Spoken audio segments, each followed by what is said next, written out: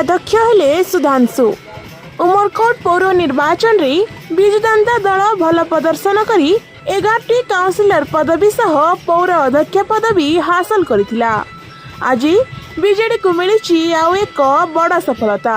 एही परिप्रेक्षी रे 5 number ward रो BJD councillor युव समाजसेवी सुधांशु दास उमरकोट पौर उपाध्यक्ष भाव में निर्द्वंद्व निर्वाचित होइचंती। एथिपाई नवनिर्वाचित पौर उपाध्यक्ष समाजसेवी सुधांशु को विभिन्न महलरू शुभेच्छा मिलुवा बेले समाजसेवी सुधांशु विजयी हेबा परे तांको प्रशंसक और शुभेच्छु माने एक विशाल समारोह रे बाहरी बाण बाजा सह उमरकोट सहर परिक्रमा करथिले।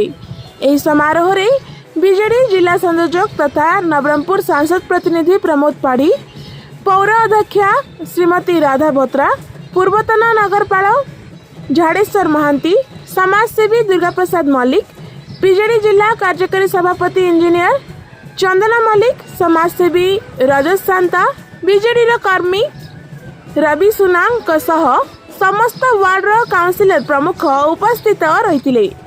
Nabarangpur Durga Prasad Mallik report, HTV news.